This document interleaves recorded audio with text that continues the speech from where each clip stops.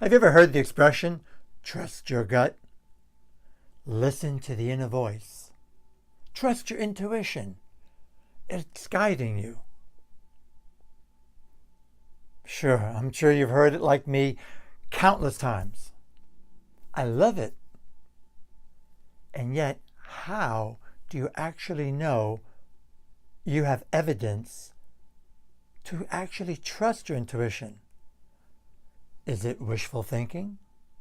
Is it fear confusing us? Is it a projection? Is it any kind of a distortion that's interfering from clear, focused intuition, the kind that can really guide us to navigate life with grace and ease, to get into that wonderful flow state where it seems like the universe has got your back? Hi, my name is Ken Coscia. I'm the lead instructor and international training director for the Silva method and founder of the Trust Your Intuition Academy. And thanks for being here. So glad you're here. This is my topic. I have devoted nearly 50 years of my life helping people around the world up close and personal in live trainings, 4-day events for the Silva method, helping people to activate, awaken, develop their intuition, and develop the trust muscle, so to speak. I've also developed workshops in my Trust Your Intuition Academy called The Lost Sense, Intuition in You. And today I'd like to share with you 3 tips, 3 of my top tips that will help you to awaken your intuition, activate it, however you want to put it, and learn to trust it more fully. This is so important, isn't it? I know in my own life, as a teacher, as a coach, intuition has guided me to connect more deeply with students, clients. In business, right? How many times you say, I knew better? Or you're hiring someone and on paper they look great, but something's wrong. I mean, it just goes on and on. Or you're getting an assessment or a workup on repairing your car, whatever it might be. Our intuition is always speaking to us, that inner wisdom, that voice. It's just that we don't always hear it, and or we don't always trust it. So I want to help you with that. And these 3 tips will make a big, big difference for you. So stay to the end. It's a short video. Take some notes. So the 3 tips are relaxation, clearing your mind. 2, have a purpose, clear intent. And 3, journal it. Have what we call in the Silva method points of reference, evidence that you can study the patterns. So let's go back to number 1. One reason why sometimes we get stuck, can you relate? Have you ever felt like there's no innovation, no more creativity? Maybe you're a writer and you feel like you've got writer's block, or you're a musician writing songs, or you're creating content and you just feel stuck. Like, compare that. There have been moments when you're in that flow, right? And moments when we get stuck. Well, one of the reasons for that, and there might be many, one of the reasons is because we're so distracted. There's so much going on. We're so preoccupied. We're so full of stress enzymes and hormones in our body that it becomes literally a distraction.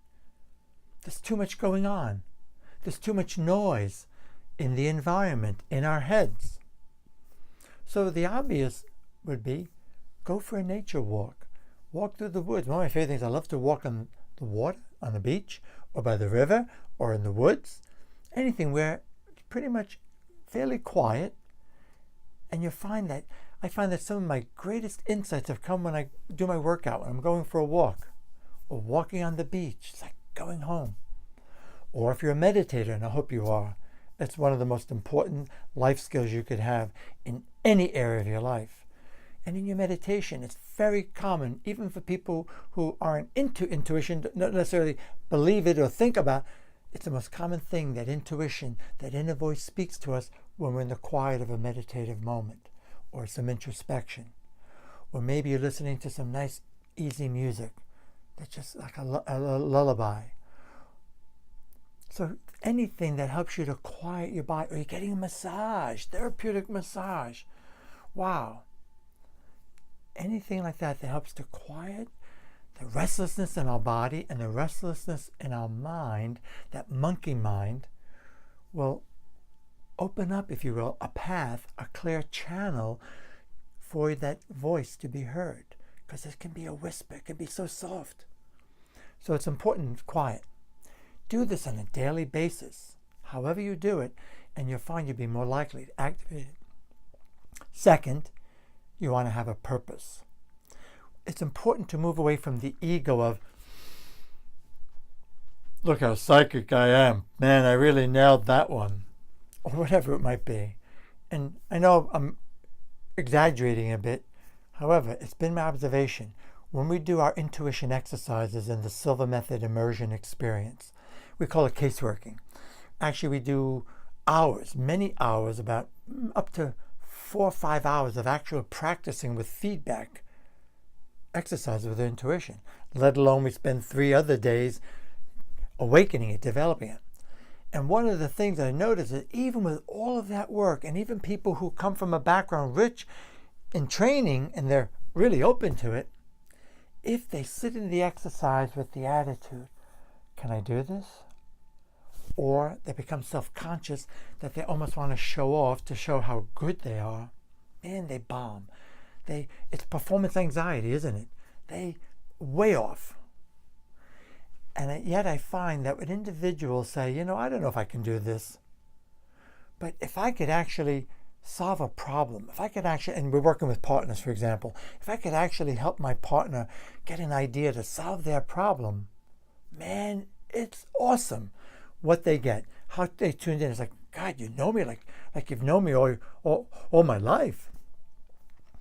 That clear intention of wanting to be of service, of wanting to do good, to make a difference, to make a contribution, to change the world, that is an attitude of service that opens us up more clearly to intuition. Because it's not always easy. There are struggles, there are challenges, there are distortions. It takes a lot of practice to really hone that skill. It's like any muscle. You want to build some muscles, you got to exercise and do certain very specific exercises depending what you want to build, right? Same thing with your intuition. We all are born with it. It's an inherent part of our nature, and it becomes better. You become more proficient with practice. So the surest way, have a purpose. It helps you to tolerate. It helps you stay motivated. It helps you to tolerate all the challenges that you might go through. And third and last tip, journal it.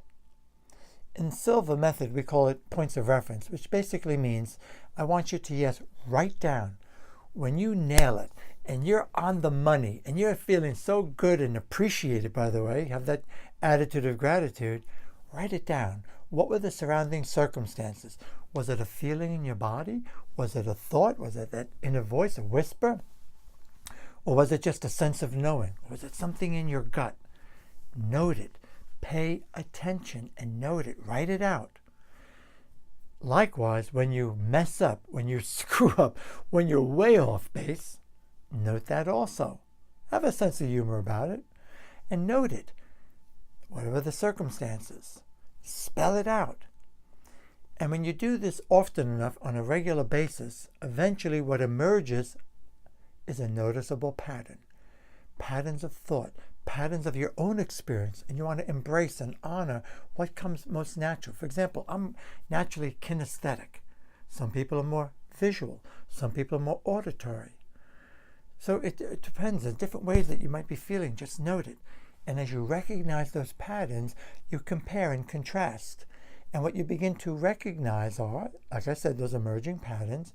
You'll have not only evidence to support, yes, I'm intuitive, I can trust it, but you'll get to the point where you can say, I know when I have this feeling, when I have this thought, when I hear this voice, when my gut acts this way, I know what that means. And that only comes with consistent, repetitive practice. And make it fun. So guys, I want to hear from you. Use these 3 tips, and there's more. If you'd like to find out more, I would be honored, absolutely, to have you in a training, Silva Method of Connecticut. Check out my website or trustyourintuitionacademy.com.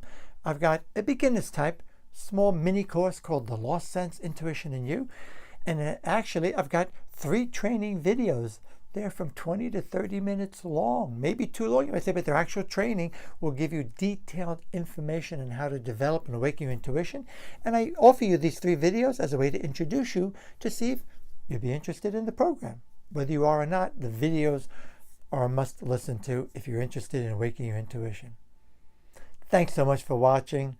I look forward to one day meeting you, shaking your hand. And in closing, let's all do good. Make a difference. Have fun, lots of fun while you're doing that. And thrive, prosper while you're at it.